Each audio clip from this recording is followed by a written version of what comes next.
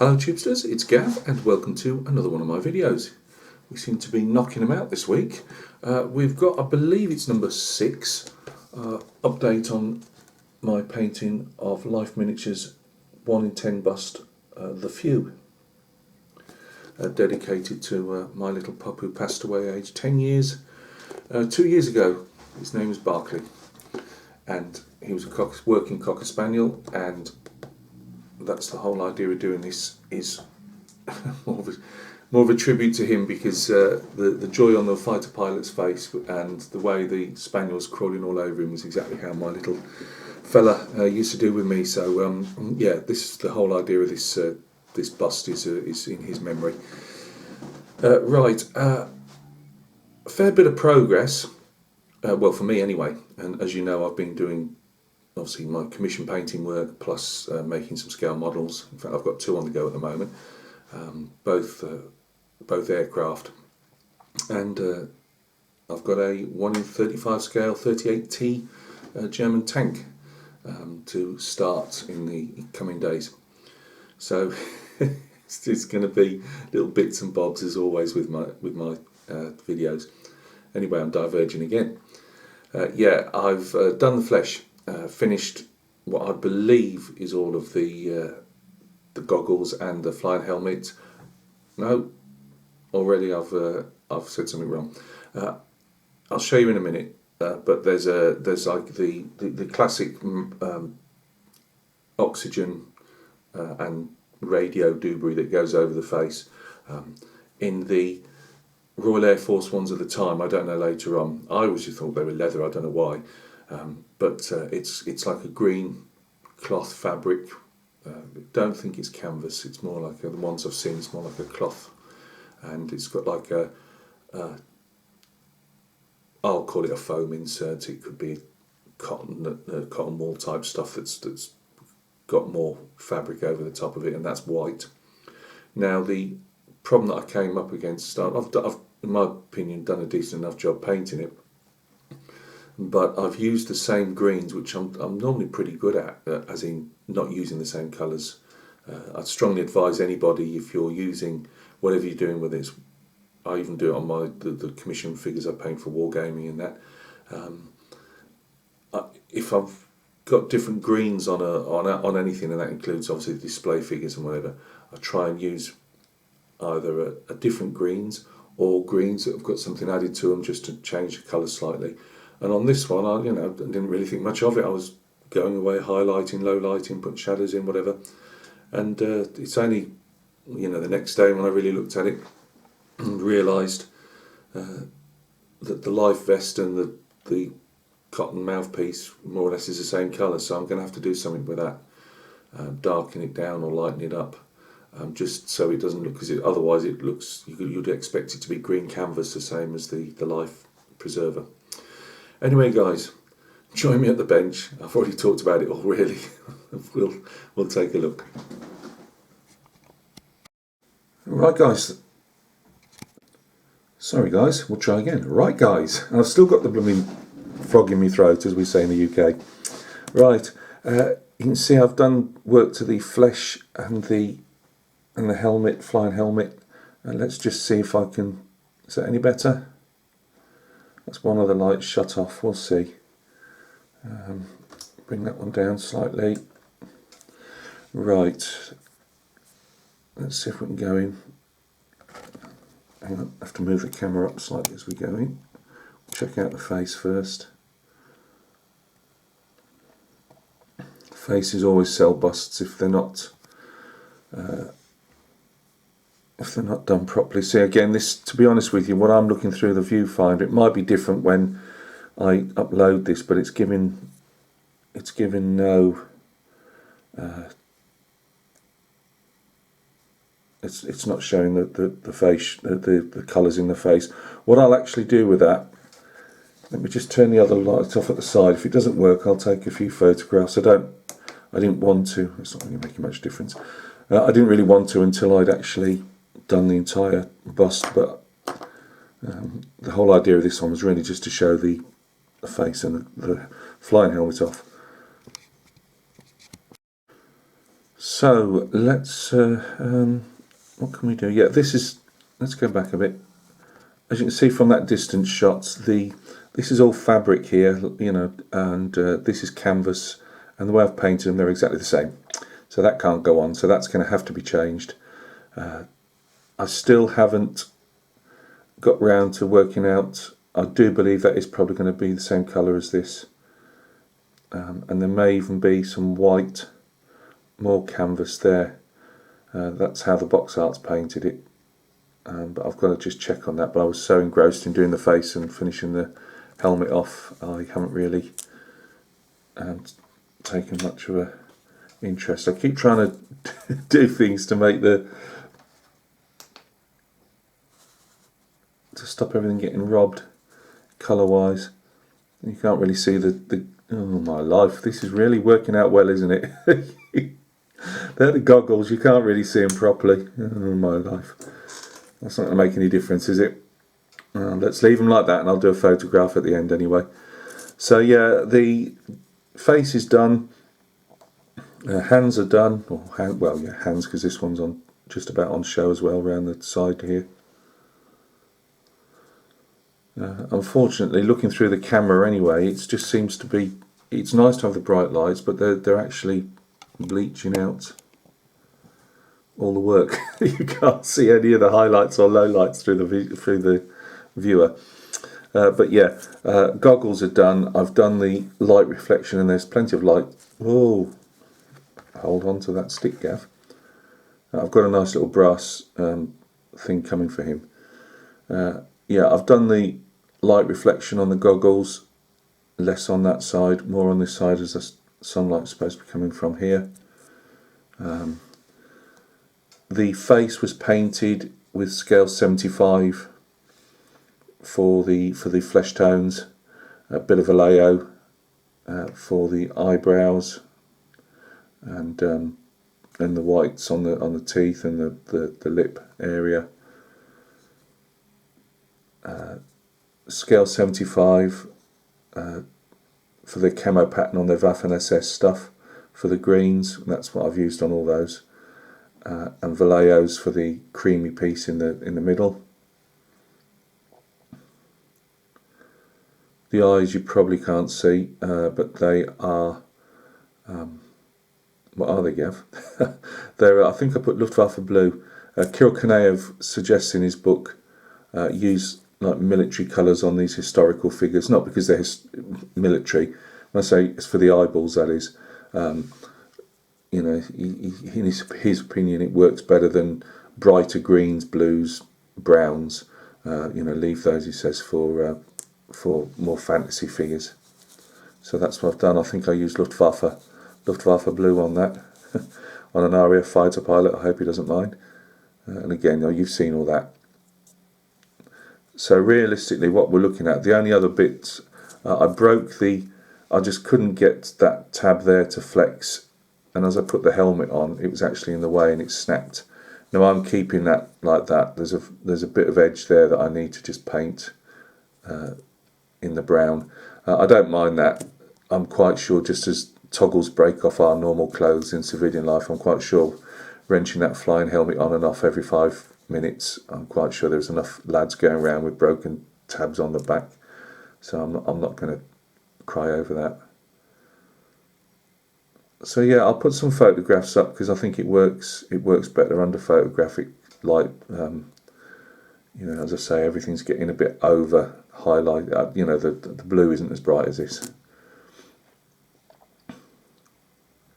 So thank you very much, guys. The next, let's just get.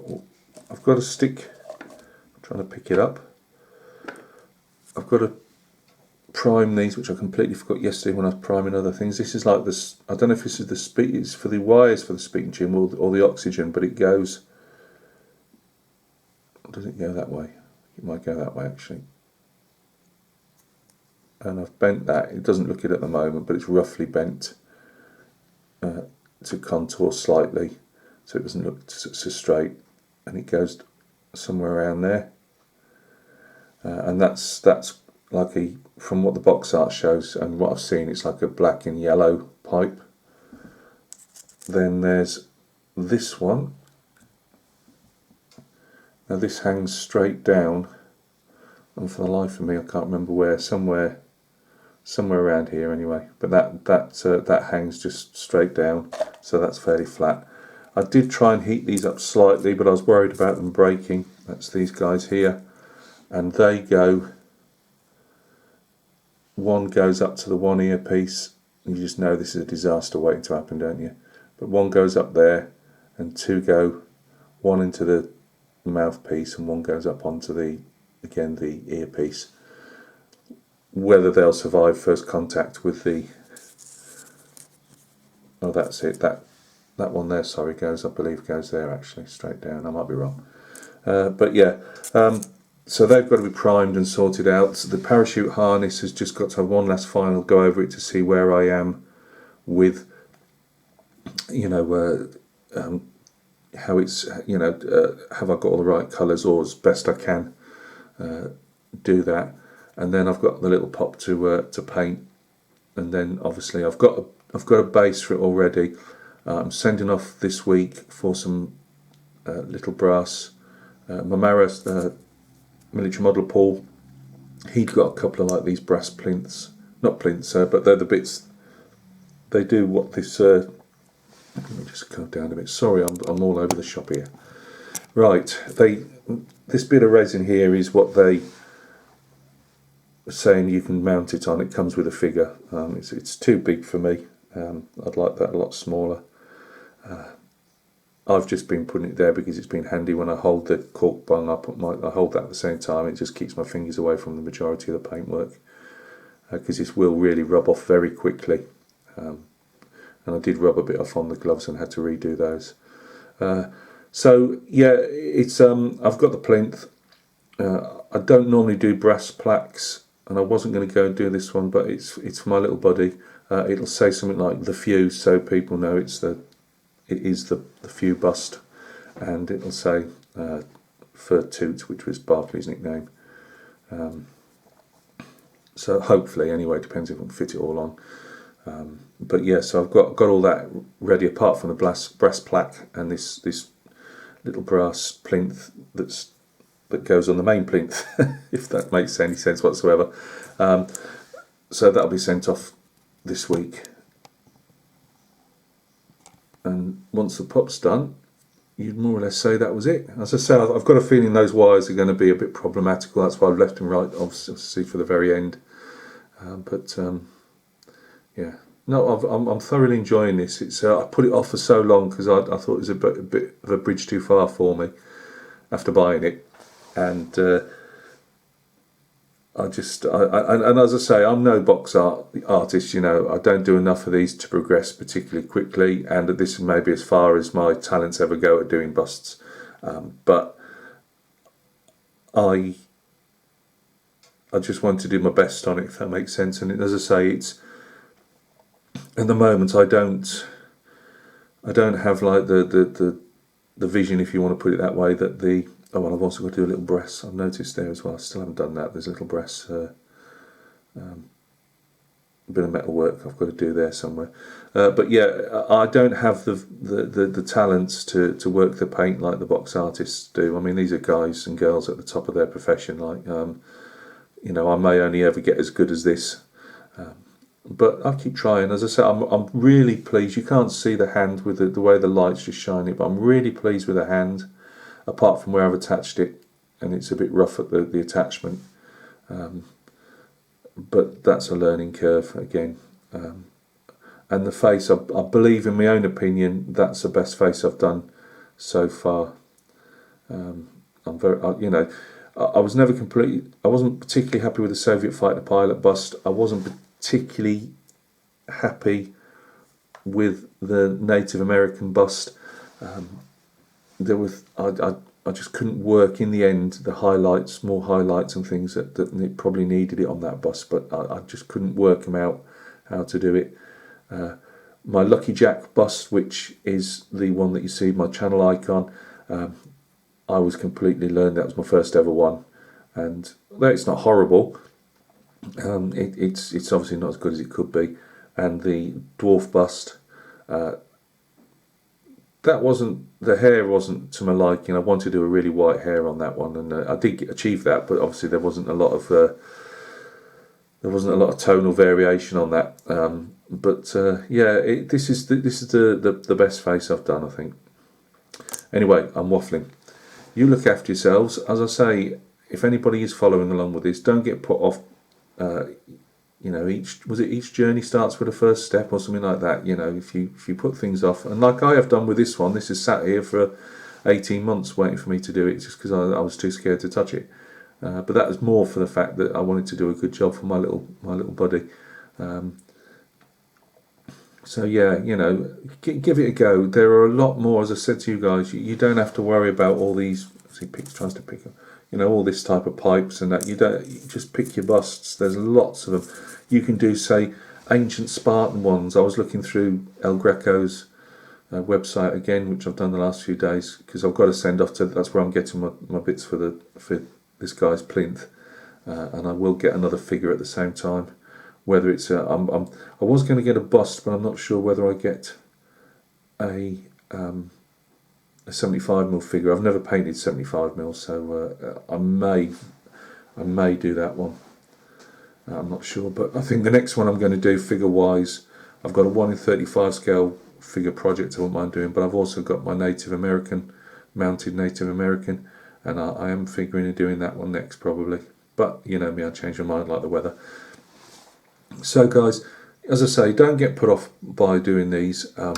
You'll get better with each one. It's just a matter of it's just practice. You hear me getting downbeat over my models, and I say that's just probably naivety, because I don't get naive about my figure painting.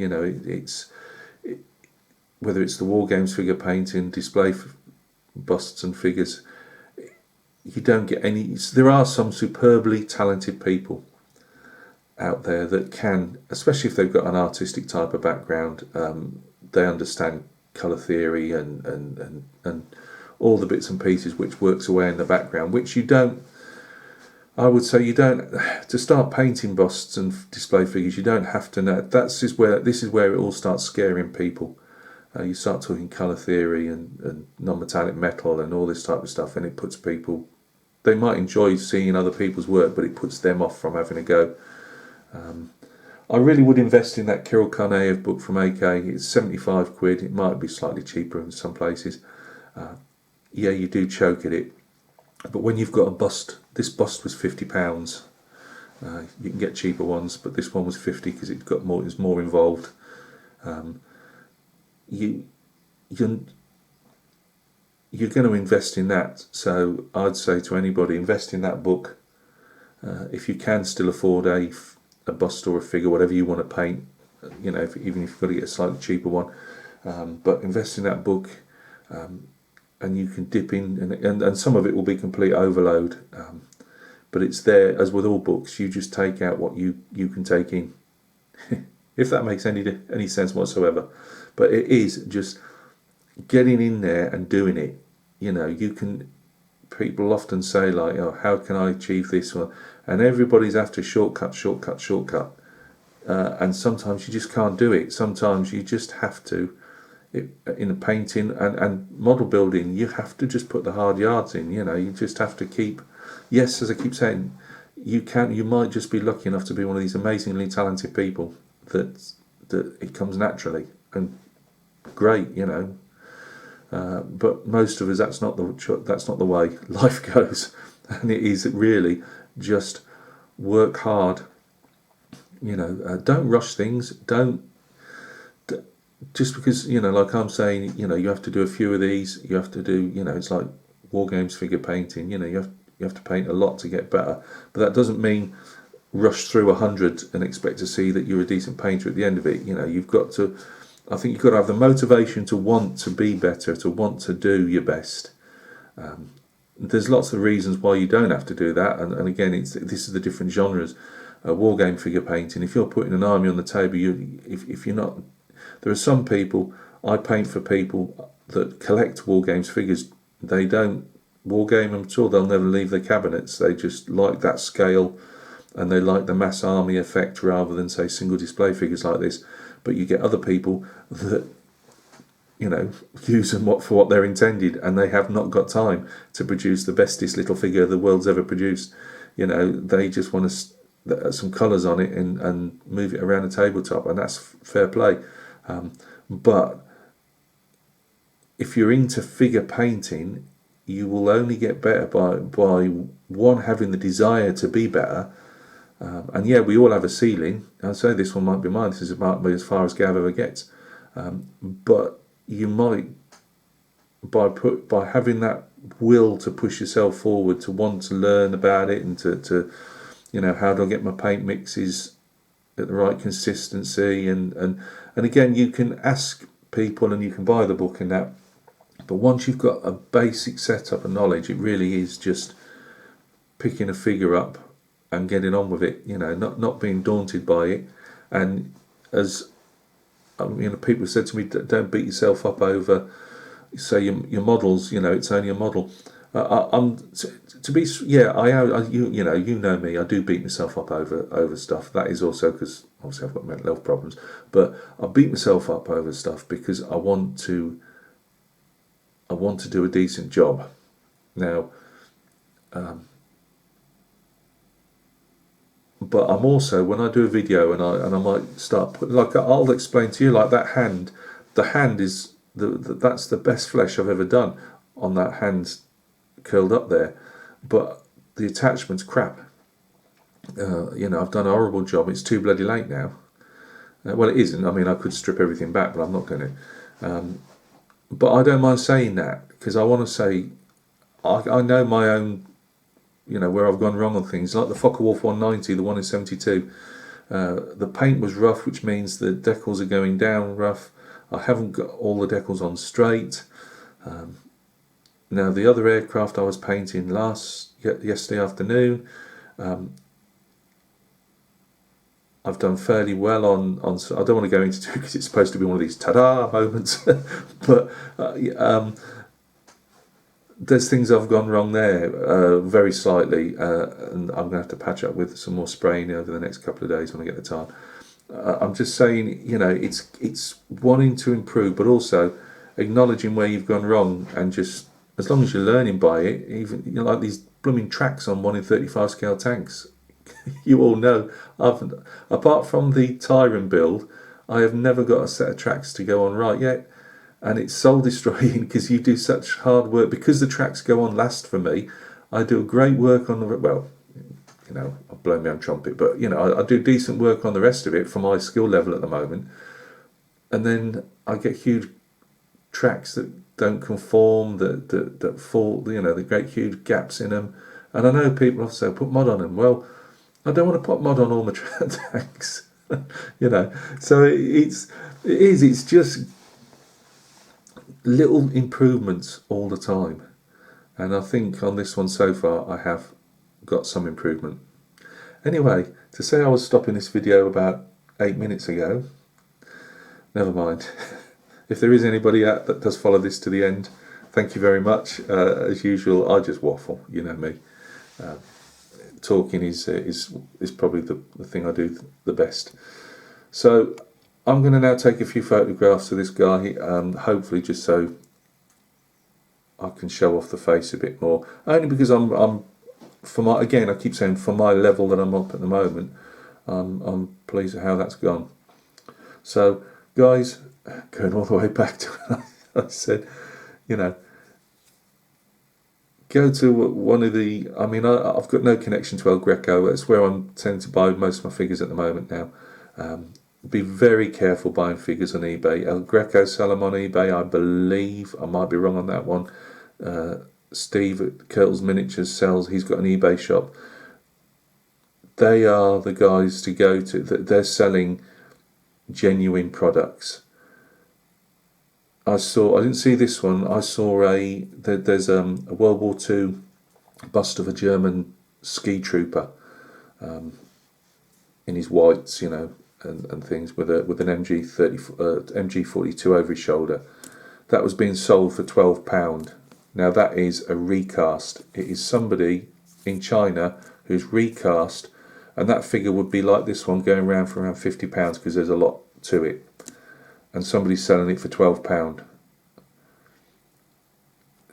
Sculptors can't sculpt these things if the only way you'll stop recasting is people not buying them, because you're destroying other people's livelihoods by doing that. Not just the recaster, they couldn't give a monkeys, but the guys that buy these things, one, the quality is never the same because they are they're casting off this already. The casting's never great, and even if it is, you won't get these casts in the future because people won't be able to afford to do them and then to sell them legitimately for us to buy. So please, this is, I don't get preachy very often, but I do over recasting because it's absolutely killing the display figure world. So please, go to a legitimate seller who will sell you a legitimate project like this one is from Life Miniatures. It's not from some obscure guy in Hong Kong or China and other places around the world who's getting rich off somebody else's intellectual property. Anyway, I digress again. Look after yourselves, guys.